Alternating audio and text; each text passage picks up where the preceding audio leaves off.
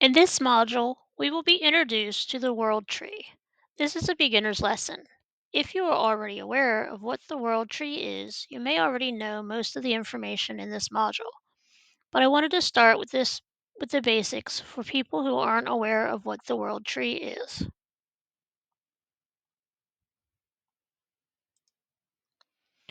The world tree is where most of our journeys will take place. It is important to understand what it is, what the different levels are, and what you may expect to find there. We will also look at the history of trees and different modalities through time. Some people may not think that the role trees have played in different regions is important. I have traveled many places in my dreams before I learned where I was going or what I was doing. I feel it is important to learn where you may be so that you can recognize the area and know what to expect there.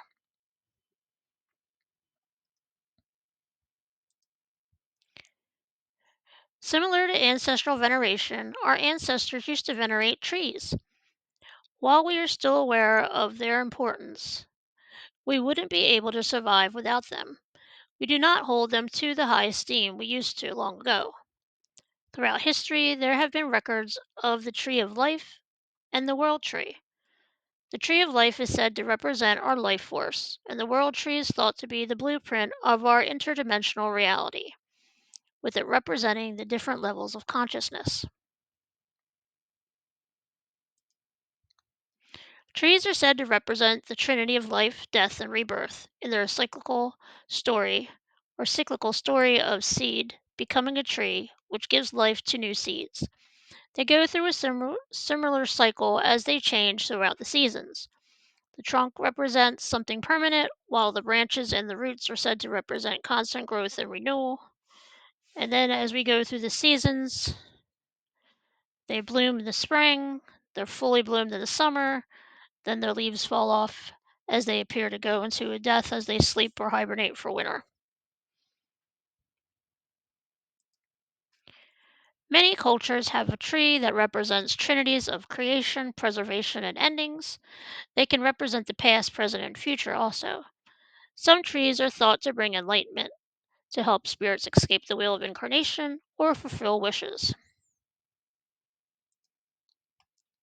Most trees are shown to have guardians. Birds and serpents or dragons are the most common.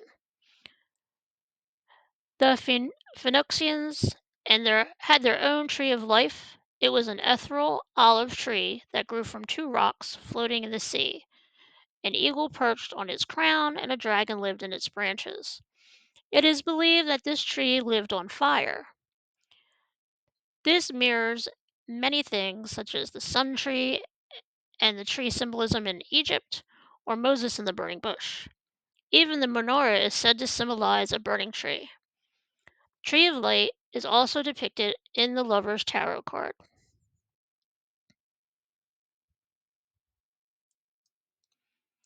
Serpents have belonged in the tree symbolism throughout history. Sometimes they are wise guides, but sometimes they are tricksters. The most famous story is Adam and Eve in the Garden of Eden, where it is thought that Eve was tricked into eating from the tree of knowledge, thus getting them expelled from Eden. In another religion, the story is told differently, where Adam was here to be a steward of nature, or man in general was here to be a steward of nature. But he took from the tree and traded his spirituality for materialism, with the serpent representing the material world.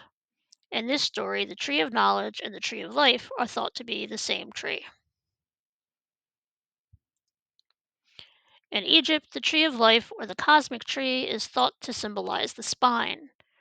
In Hindu yoga, they also have a relationship between the spine and trees and the serpent.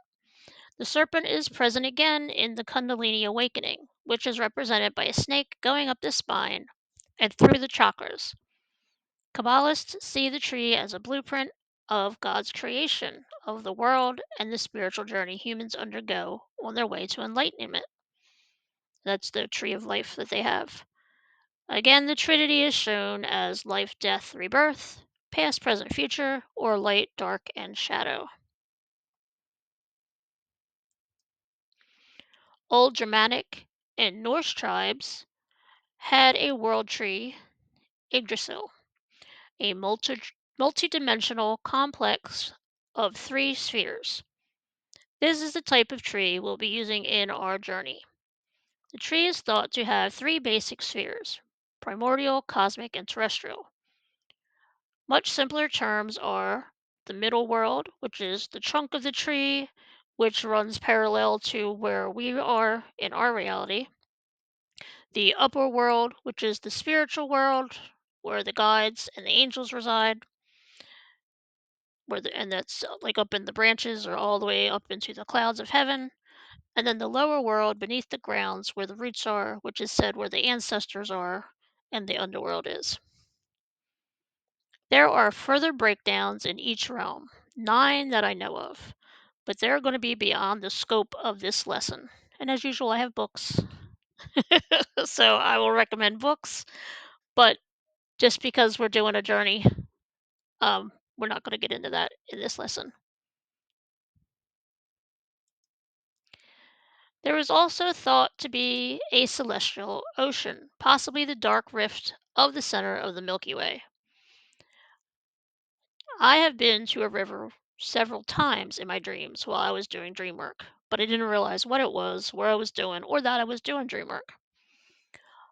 I saw a river with the constellations of astrology above it, and then some of those constellations fell out of the sky and into the river. I've been in a river making a human chain as I helped pull people out of it. That was interesting work to do. It was like a rushing river, and there was all sorts of people in there, but we were all pulling each other out. The river can also represent time.